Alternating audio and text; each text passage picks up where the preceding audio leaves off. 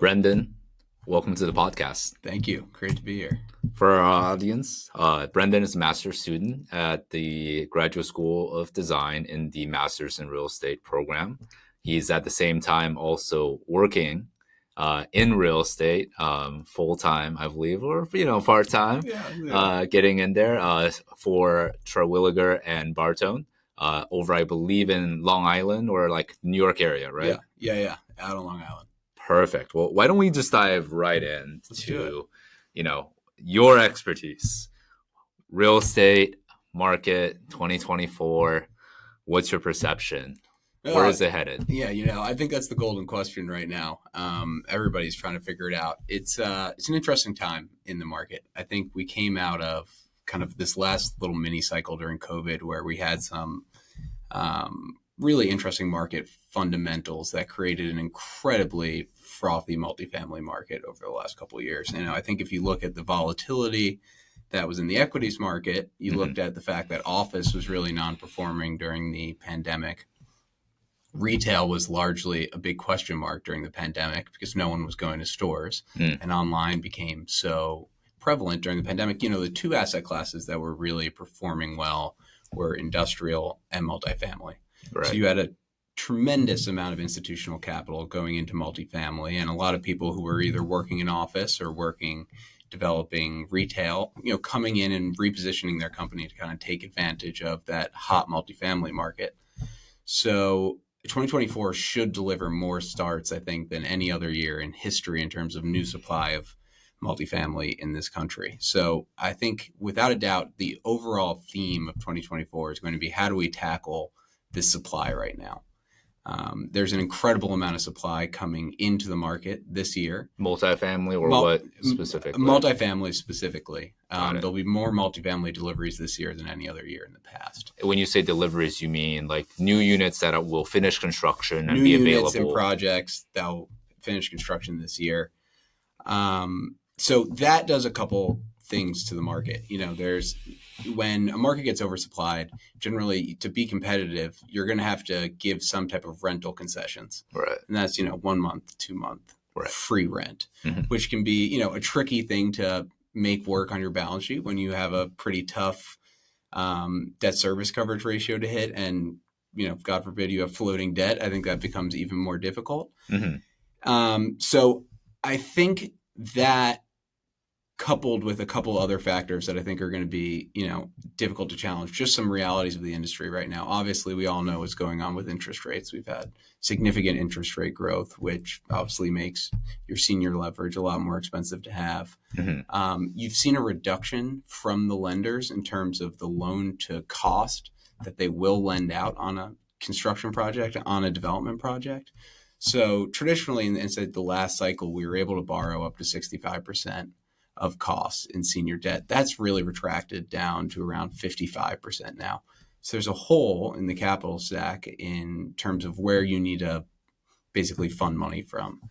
That's another challenge. Another challenge is we're still dealing with very high construction costs and long-lasting supply chain issues brought on by the COVID pandemic. So it's very difficult to get things that I think a lot of people would think are afterthoughts in a project: transformers, fire dampening systems, your HVAC ducts, switch gears.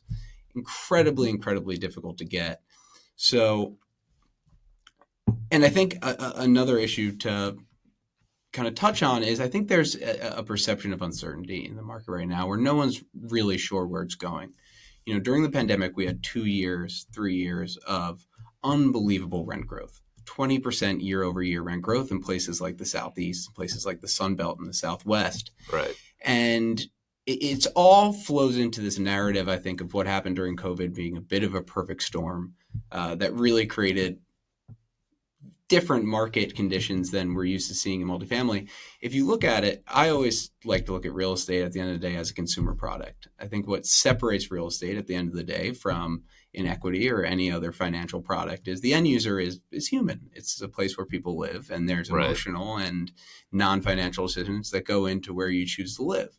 So it's impossible to evaluate the performance of the asset without taking into account the human aspect of it. And if you look at what happened to people's lives during the pandemic, right? your expenses came way back. You weren't going on vacation anymore. You weren't going out to dinner. You weren't necessarily driving your car as much, and you're spending a tremendous amount of time at home. You weren't going into the office. So I think people could rationalize and stomach, because their expenses came back, those increases in rent growth that we saw every year. So, it was a perfect storm from the institutional side, driving values up and compressing cap rates down. That made it obviously very profitable to build these projects. And the end consumer was able to pay more for their actual units because it became important to them to have a great place to be during the pandemic when they were stuck at home. So those trends, and we're seeing it in the market now. Rent growth probably, I think, is forecasted for 2024 at 2.5%, which is below traditionally where it's been. We like to think that it will grow in a natural state at 3% a year. Right. It's at 2.5%. I think we're going to see in a lot of places that these oversupplied markets that I was talking about before, your Floridas of the world, maybe outside of Nashville, closer to 0% rent growth as we kind of take a year to let the market adjust. So I think what that will do, we're going to see, a little bit of tension here when people are going from their construction financing to permanent financing and not hitting those big kind of rent growth year over year changes that they expected in their pro formas. I think there might be a little pain felt in 24, but on the whole, multifamily is a resilient product type. As long as you're not over leveraged, you can always bring your rents back, and there's always going to be a market for people looking for housing. I think the fact that we're in this high interest rate environment actually helps in a strange way. It certainly doesn't help multifamily starts happen because it's very expensive to finance the projects. But if you take a step back and look at the abstract, it's very expensive. Housing costs are very high still. Inventory is very low in terms of single family housing, and mortgage rates are very high. So what's the natural next step? People are going to choose to rent, and they're going to rent longer. So the fundamentals of multifamily are very resilient during a downturn as long as you're conservatively leveraged and you're able to kind of ride it out. In worst case, all you have to do is lower rents a little bit, and you should lease up even during the worst economic climate. So that's something I love about multifamily. It's a resilient product type, and I think people that are positioned well and weren't over leveraged and kind of had conservative underwriting going into this will actually fare all right through this next cycle. Absolutely.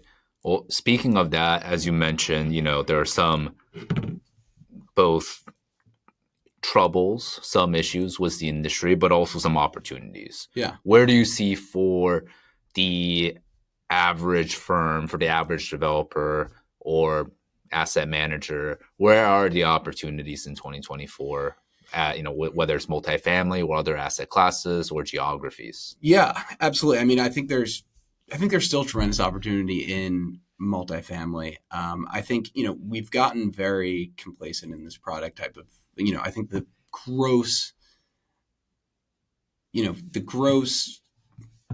most of what has been built, right, has been your traditional 5/1 multifamily. And I think there's some really talented architects. And this is something I've certainly gotten more exposure to being at the GSD and working with the unbelievable architecture minds there.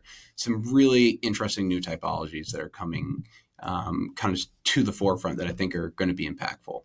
I think, you have to look at the impact that work from home in the pandemic had. People want more space. They want work from home space. So we start to look at these kind of interesting typologies that people call big house, which is... What does that mean? So a big house is basically, imagine townhome construction, but instead of an individual row house, it's a little more freeform, and you can drive more density than you could with your traditional townhome. That they look better, but you're getting basically close to what you'd get in garden style density in a townhome product. So slightly bigger units, great work from home space. I think that typology is going to be pretty impactful considering how expensive construction costs are now. You can build them slab on grade, which saves you a lot of money in terms of your foundation. There's no need for pillars, things like that. Yeah. Geography wise, I think, the really hot markets that we saw the last couple of years are going to need a little bit of time to come back to reality. Like I mentioned before, there's oversupply, rent growth is flattening. And I think you're going to see a shift back to the supply constrained markets. That's why, I think at Terwilliger Bartone, we're positioned well, and that's part of our strategy. We love supply constrained markets. It's very difficult to get into those markets, and there's high barriers to entry, but there's a lack of product there because of those reasons. So when you go in, you should lease up, which I think there will be a return to supply constrained markets so long that land prices start to adjust back to kind of reality of where we are now. And, somewhere that I'm very, very bullish on and that I've kind of made an effort to start exploring, I think the Midwest. There's tremendous opportunity in the Midwest. We focused our efforts into Columbus, Ohio. Mm-hmm. There, it's an unbelievable story of what's going on in Columbus right now. L Brands has been there in New Albany, Ohio, and, really set up an unbelievable kind of corporate campus and master plan community there. But Facebook has an office there. All of L Brands has an office there. And what was the big kind of inflection point for us was Intel decided to put their chip factory there, which created, thousands upon thousands of jobs. And you go into Columbus now, and there's an unbelievable feeling in the downtown. It's a cool city. There's great culture. There's great restaurants. There's a food scene that's really coming into its own. And it's one of the few places in the Northeast that you see people moving to. Yeah, Ohio's absolutely right on the border of what you can consider the Northeast or the Midwest. It's the gateway to the Midwest, but it's somewhere where people are moving and people want to be. And I think this trend of people leaving the Northeast and leaving kind of the big cities in the West Coast and coming to new cities is here to stay.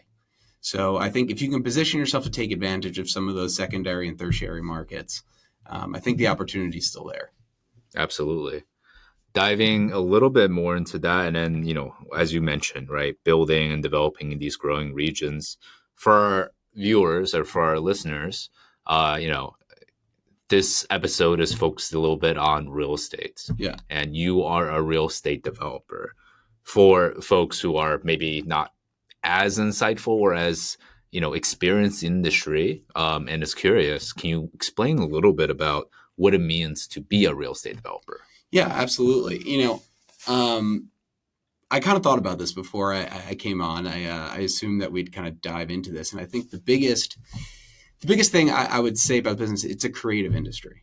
A lot of people think it's a quantitative industry first, but I really like to think of it as a creative industry first. And you're creative in terms of finding a site, finding a vision for that site, working with a team of consultants, architects to develop your vision into a physical product, then creating a story about it. Because at the end of the day, every building needs a story and it needs branding. Then you're getting creative with how you're financing the project. You're getting creative with how you budget the project, how you build the project, then how you lease the project, then how you market the project on a sale. So it's a very creative industry, and I think it's an industry that requires you to really enjoy working with people. It's a people business first. We work with people to build this project, and we lease our buildings with people at the end of the day, and we sell to people. Yeah. So it's a very personally intensive business, and one that requires you to be really flexible, really nimble, and to wear a lot of hats. Because, I think as a rule of thumb, development firms especially tend to be very lean. So you really don't get siloed like you would at a big company where your job is to asset manage and go through the asset management spreadsheets. We really do a lot. And, as many days as I spent in front of my computer, I spent out on the job site, or I spent out with brokers driving and looking for sites and networking, getting to know people in the industry. And another important part about it is, you need to be willing to listen. A lot of times you're coming into a community and you're going to really change the built environment in the community that you're in, especially when you go out to the suburbs. Most of the time, there aren't big apartment buildings that exist. And not that we're building, skyscrapers out in the suburbs, but, right. They're impactful projects, and they're impactful in a multitude of ways. So, getting out there, engaging with the communities that you're joining, and really being a stakeholder in the communities that you're joining, and listening to people there, listening to the people in local government that are going to be the decision makers ultimately, I think is a very important part of being in the development business, and realizing that none of this can get done in a silo. It takes a community, it takes a village, and really leaning in and engaging in that aspect of the business. That's a great answer. That's great. Some great insights. What does it mean for someone to have a career in real estate? I think it can mean a number of things, and there's a number of different paths that you can take in the real estate world. And I think that's what's so cool about it. I think, from the architects that we work with, to the planners, to the engineers, to the attorneys, to the brokers, to the people who are on the acquisition side that are buying our projects from us, there's a tremendous amount of different paths you can take in the real estate business. And, I think from the development side, there's risk involved. Mm-hmm. Certainly. I mean, we're probably at the highest threshold for risk in the business because we're speculating on land. Many times we're guaranteeing construction loans, and there's no guarantee that it's going to work out. But it's a tremendously, tremendously rewarding career to take, because I really do, and I really believe this at my core, that we're creating a public good. Yeah. I mean, I always go back to, what we're doing is a consumer product, and you look at like generally who your tenant base is in an apartment. It's generally young people that are starting out of life, that in your early 20s, which sadly I'm out of now, but those are great years, and they're really formative years, and you're forming unbelievable memories there. And then a lot of times it's empty nesters who are getting into their retirement years and, Right. kind of living some of the other best years of their life. And they're downsizing from a home. They're moving back into the city into an apartment. So I really like to think that we are creating a public good, and we're creating unbelievable communities where people can create memories and, live their best lives. And I think the creation of housing in this country is incredibly important. We have a significant housing shortage. We have a significant affordable housing shortage, which is even more important. Right. And that's why I would say 9 out of the 10 projects we do, we make a point of including affordable housing as a component of all of our projects. And I mean, that's top to bottom. Our CEO, Ron Terwilliger, has had, an incredible career after leaving the private sector into the public and not-for-profit world, and really fighting to further causes in affordable housing. And that's an ethos that has, trickled down throughout our company, and it's an important goal for us. So, I think outside of, your kind of professional pursuits and aspirations in the business, I think you are really doing something that benefits society as the whole. And that's one of the really rewarding parts for me. Absolutely. Well, let's dive a little bit into that, because you mentioned earlier, you mentioned housing, real estate as a product, right? You think of it as a product. And I noticed that you were also, for college, you were a political science and government major, I believe. So you come from, you understand government, you understand, especially real estate is an intersection of the public and private. And the public is so important in making it happen. But in today's society, at least, the conversation around real estate and housing is there's this, public and private conflict, or people who are perhaps more progressive view housing as a fundamental right, and that it's not a commercialized product. And yet on the private side, you have it as, as mentioned, a product. What are your thoughts on this kind of difference in viewpoint on housing itself? Yeah, I think it's not necessarily a difference in the end product we all want. I think we all want housing that's accessible. Mm-hmm. We want quality housing that is present in society. And, it's undeniable. One of the basic human rights certainly is housing, right? But where I think the disconnect is how our views on getting there. And I think a lot of times we both have the same goal. We want to create a project. We want to create housing that's accessible. I mean, I think you can look at like a case study of building out in an affluent suburb, right? The city wants affordable housing, and they want young people to come out to the town, right? To continue to have young people moving out. It's very difficult to afford a single family house in that town. There's not a lot of supply of housing out there, but they're not necessarily inclined to allow for zoning for a multifamily project. And as the developer, we're ready to go out there, but we might need to partner with the municipality or, the local IDA and, get some type of tax benefit. And then they're sensitive about, giving us tax benefits and the precedents that sets. So I think there tends to be a disconnect. And then, on the converse side, sometimes, something like 25% affordable housing that's required in some cities across the country is very impactful to the economic performance of a project, and will sometimes make it that we can't make the project work if we include that requirement in there without significant subsidy. Right. So I think we both have the same goals at the end of the day, and I like to think the best of the industry, that we are trying to work together to solve these goals. But where I think the disconnect arises is not necessarily the end product, but it's the path to getting there.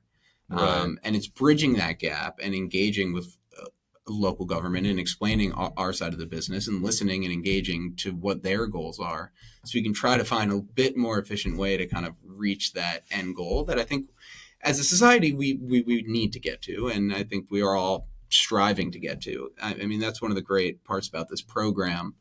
And we can kind of touch on this later, but we're at the forefront of trying to figure out those issues and find the best possible solutions to achieve society's goals through adding in and developing the built environment in this country and internationally.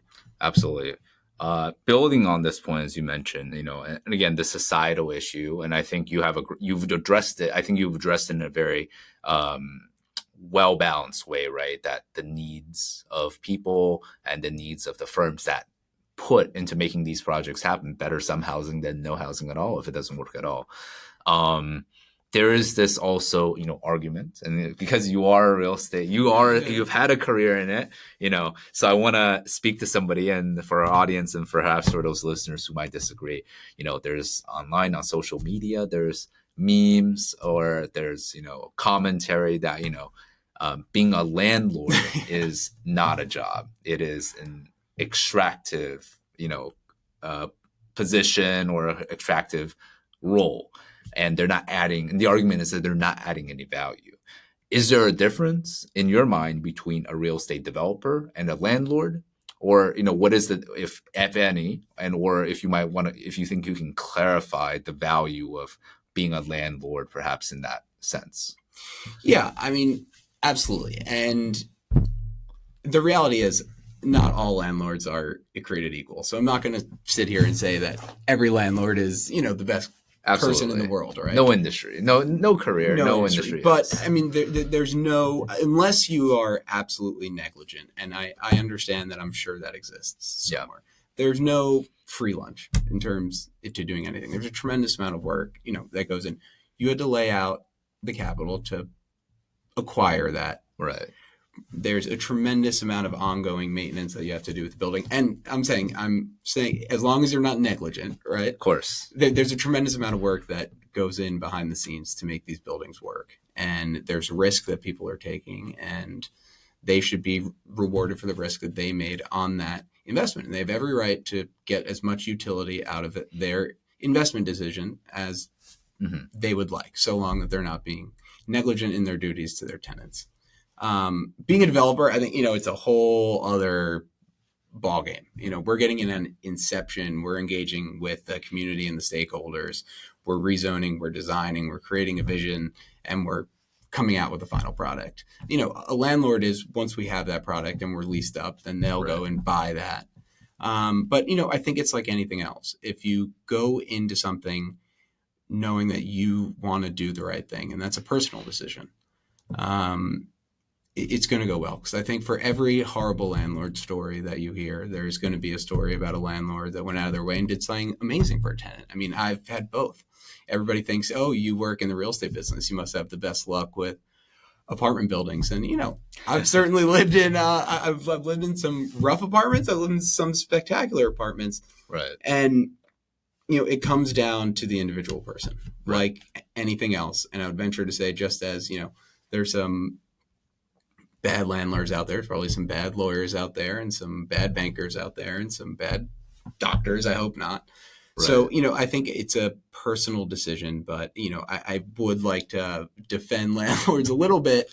And, all right, we might get canceled for this, but let's keep going. Let's keep going. But, it's unfortunately just, fortunately or unfortunately, a necessary role and a product of living in this capitalist system that we're in. I would say, I mean, like, going back and forth, especially for multifamily, the role of a landlord is both much more complex and essential as a coordination role for the maintenance of those properties than a single family. Absolutely. I mean, there's systems that make these buildings work. Right. You have, in a 100-unit building, you have 200 people under the same roof there. Right. And there's a tremendous amount of maintenance that goes into keeping those buildings running, keeping them running well. There's the behind the scenes collection of rent and taxes on the building, especially if you're in a multifamily product and not a condo where the condo board's doing it. So, asset management is a important job and a job that people work very long hours doing. So, I think I do take issue with the fact that, some sole proprietor are doing that themselves. There is a tremendous amount of work that goes into that. And if you really are striving to make a great experience for your tenants, that should be a full-time job. So I think, I encourage landlords to continue to try to make an excellent product for their tenants and get out there and do the right thing. I think, obviously there's this perception of there's slumlords out there, right? But I think that's a small percentage of, where the industry really is. Yeah, absolutely. We spoke earlier on, all these commentaries on social media. I also want to talk about new age real estate, especially the impact of social media on the industry. So, now we see, especially during the last few years, during the COVID years, and the proliferation of TikTok and, just digital media on its role on the industry, we've had a lot of social media influencers in real estate. And often we've seen some of them become really successful and they do some single family stuff. And then, they bought some units, maybe a few dozen units. And then for them, they become a social media influencer in the industry.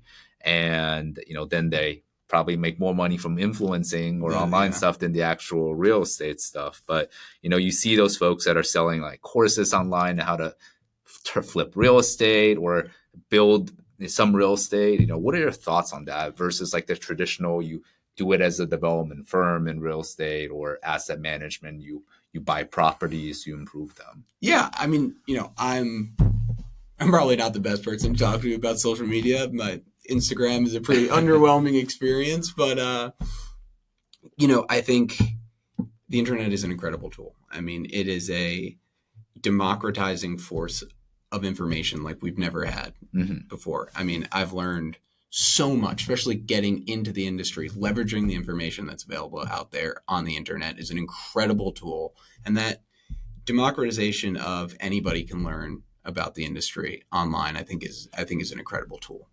I think entrepreneurs in general, if you can go out there and do it yourself without the kind of apparatus of a big firm, I think is another incredible thing. If you look at a lot of who are the big leaders in development now, a lot of them, that's their story.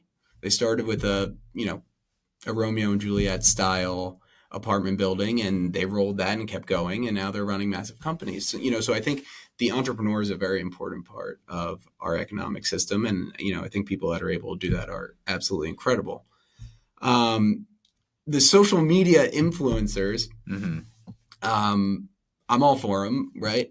I sometimes get a little wary looking at my own schedule and seeing how little free time I had and saying, where would I really work in to film a 15-minute video during my day? And I can understand maybe if you're prioritizing that time, but I'm always a little wary of someone who's seemingly spending more time, showing off their nice cars and filming TikTok videos than they are actually doing deals and working on their products. So I have a little bit of hesitancy there. Not to say I think there are unbelievable people that are out there and I'm sure that are sharing information from, a kind of altruistic standpoint.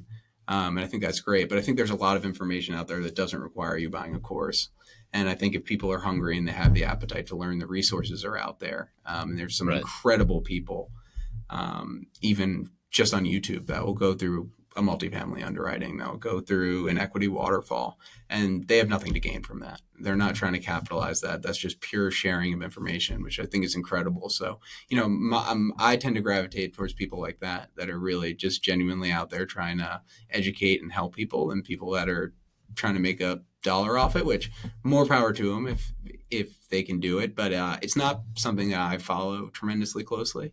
Mm, But I think it's an unbelievable thing. I think social media is profoundly impacting every industry, and I don't think that real estate will be immune to it.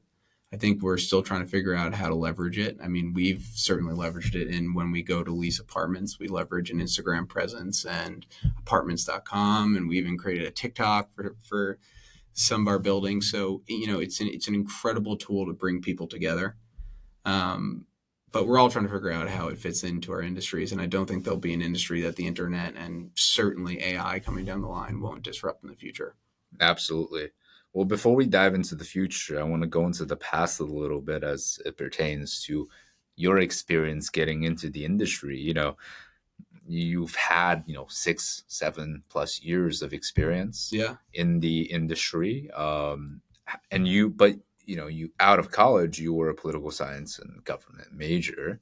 What was kind of your interest that woke you to kind of pursue a career in the industry? Yeah, absolutely. So the poli sci was my grandpa was a lawyer, Mm, and I looked up to him tremendously. And he was, I think I can call him, really a best friend. So I wanted to follow in his footsteps and become a lawyer as well.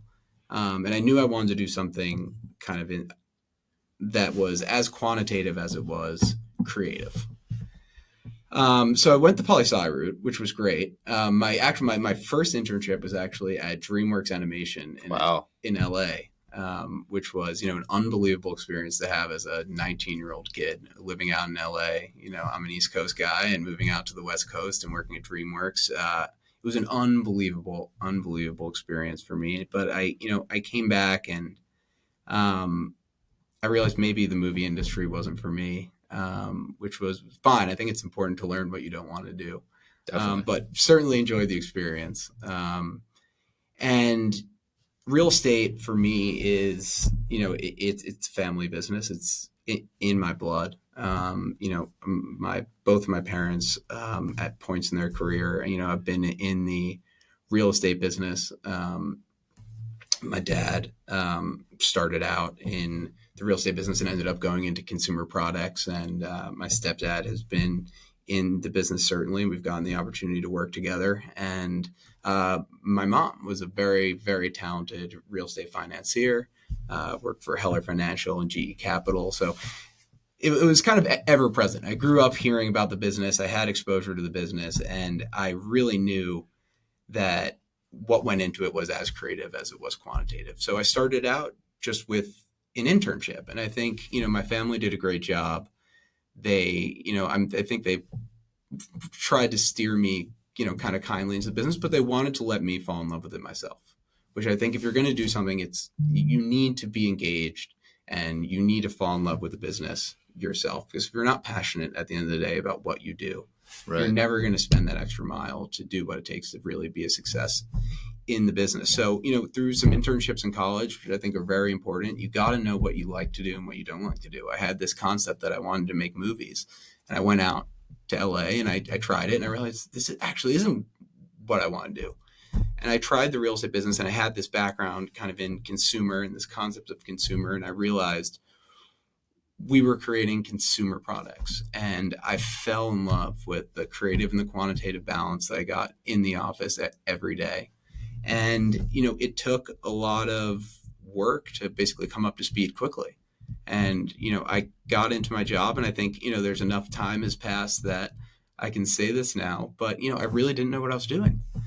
And I leveraged things like the YouTube videos I was talking about yesterday. And I'd stay after and I'd read textbooks in my free time, and I'd really try to get myself up to speed in terms of the kind of you know quirks and widgets of the business, and learning and shadowing and watching my mentors in the business, which I'm happy to talk about later. I think it's incredibly important to find a mentor. It is really, was kind of my path into the business, and I dipped my toe in and then jumped in head first and really haven't looked back. And it's been incredibly rewarding for me to be in the business. And I'm incredibly lucky to say I look forward to Mondays. I genuinely look forward to Mondays, as much as I look forward to Fridays, and I do look forward to Fridays as well. But I think for anybody, you need to make sure that you love this and you're ready to make this kind of a life.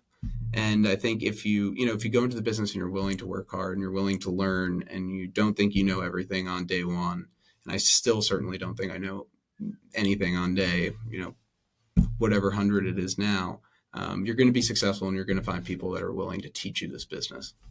Absolutely. And that is a great way to get into it for sure. Well, speaking of getting more into it and mentorship, you've worked the last few years for Terwilliger. And you specifically, you're the director of development. Yeah. Tell us a little bit about kind of like, that role and, how you've moved, how you moved successfully in your career into development and, like, as you mentioned, like the role of mentors in that. Yeah, absolutely. So, I started my career down in Atlanta, Georgia for a sister company, the company I'm at now, called Terwilliger Pappas. Terwilliger Pappas develops throughout the Southeast, building more or less the same product we build up in the Northeast, multifamily housing. And I got there and I had unbelievable mentors that took the time out of their own time to really teach me the business. I'd be remiss not to mention them. There's a guy named Greg Power, who is an unbelievable person, but also an unbelievable developer who's been a mentor to me my entire career. He runs a company called Imperium Development down in Atlanta now. But, I got to watch Greg. And I had this unbelievable opportunity to basically just from internship to my first couple of years in the industry, just watch him work and see the processes he went through, see how he handled meetings, see how he handled adversity. And through osmosis, I was able to really gain a lot of experience just understanding how he worked. Right. And just having someone to come to when you had a bad day at work and you have a problem going through a project, and having someone that is willing to talk through that with you. I would not be where I am today without Greg. So finding people like Greg, I still talk to Greg. Probably I try to talk to him once a week at this point. So finding someone like Greg is incredibly important. From there, I did about 3 years down at Terwilliger Pappas as a development associate.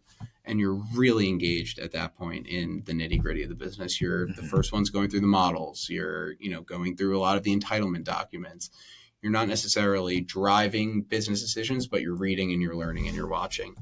At that point during COVID, I had the opportunity to come up to the Northeast office and take over this director of development role, which is, much more you're driving the business development of the company.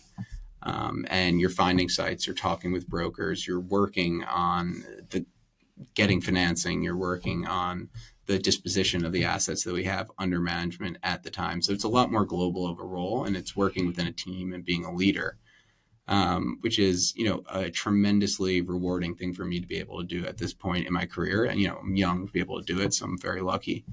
So it's been a great business, and I think it's being creative in, where we go. Real estate's an interesting business, and, it's very slow to change in innovation, I would say, compared to other businesses. You look at what tech has done in nearly every other business. It's fundamentally disrupted those businesses in the way that things are done. I mean, you look at banking, right, and how they've led on quantitative trading and strategies and online. Real estate's slow. We more or less build buildings the same way we built buildings 150 years ago. It's actually slower than it was then, because now we have things like OSHA, which is a great thing. But yeah. I'm not saying we want to get rid of OSHA here, but and the financing, it changes cyclically to what the market presents itself. I mean, there were different programs throughout the 70s. You had incredibly high interest rates, but people really bought real estate for depreciation, and then the Tax Act came in the 80s, and it caused a lot of havoc for the real estate market. But I think people fundamentally started to buy real estate for the intrinsic value of the asset, not just the depreciation. And underwriting has changed and kind of flowed around what the market has presented itself cyclically, but more or less it's been the same way that we underwrite deals.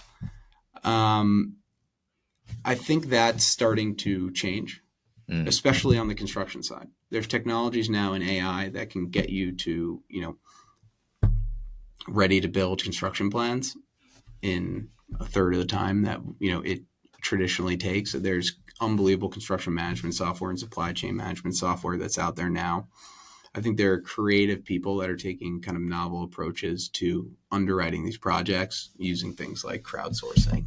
right.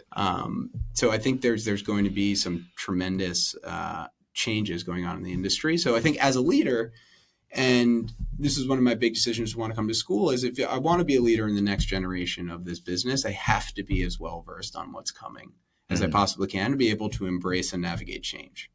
So, that's an important thing for me. So engaging with, what's going on in the industry, talking to my peers in the industry and figuring out where everything is became a big part of my role, which it wasn't necessarily was when I was just an associate.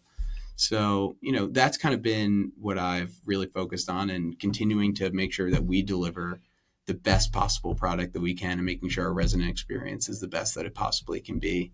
You know, we want to feel like we're a family, and the people living in our projects are our family as well.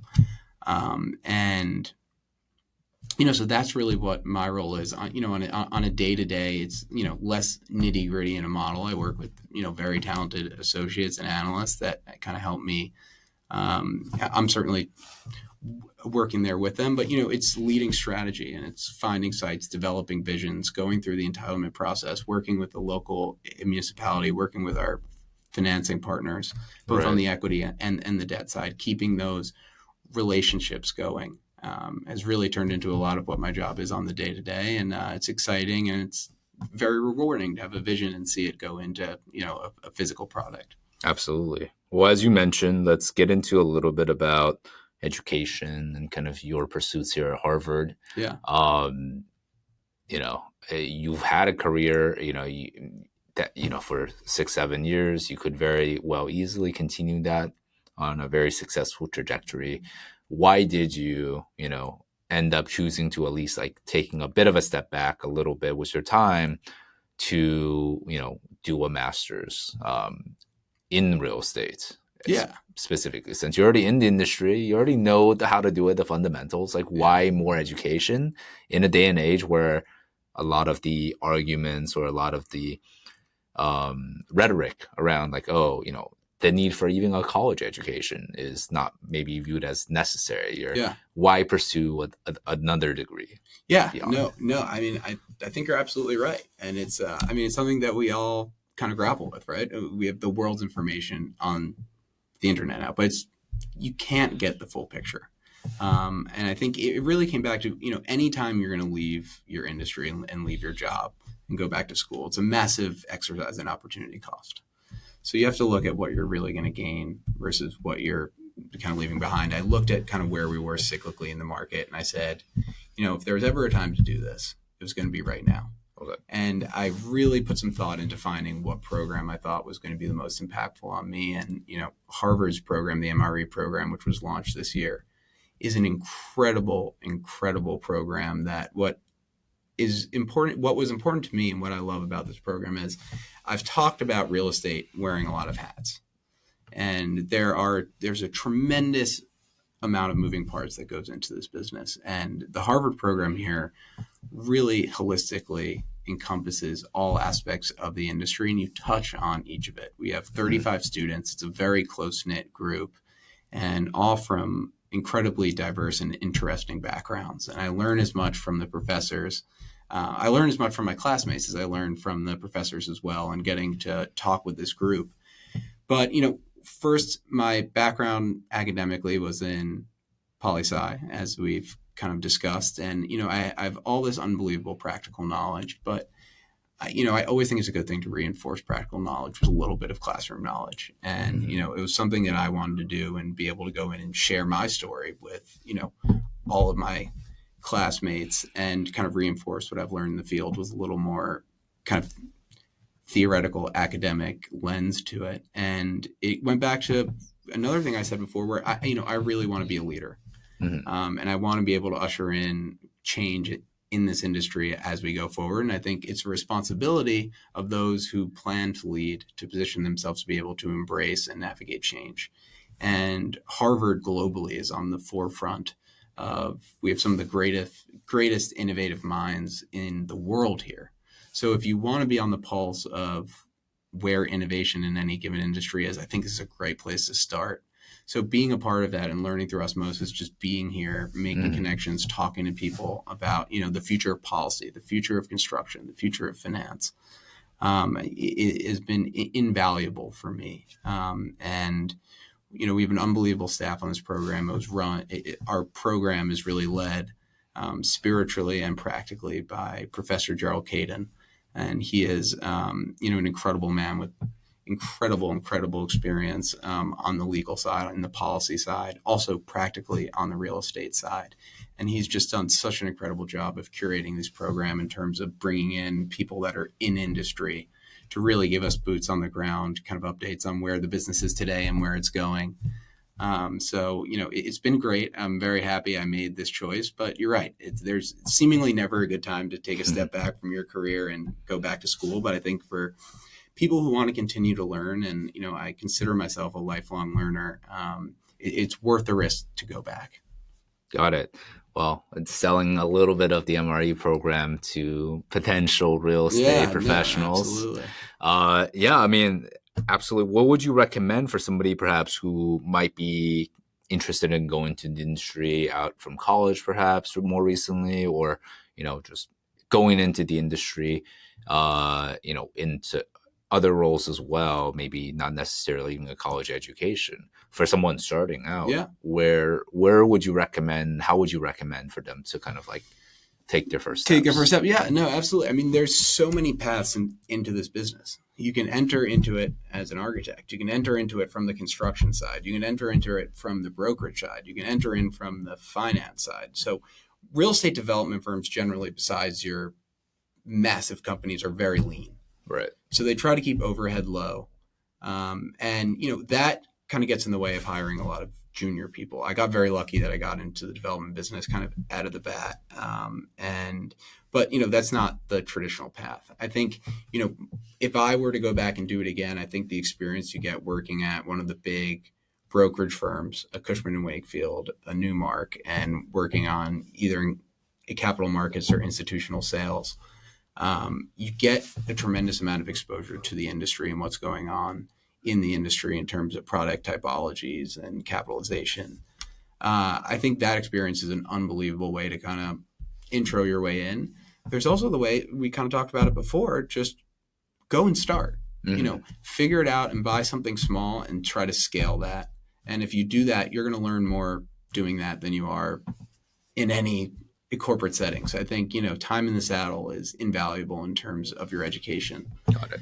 And, I'd say once you get that first job, like I said before, the most important thing is you need to find a mentor that's going to invest in you, and you need to invest in them, and you need to invest in your role, and you need to lean in, and you need to soak up as much information as you possibly can. And even in your free time, continue to learn and make it your life to learn and, engage in this business, and find someone that will reciprocate that investment in you.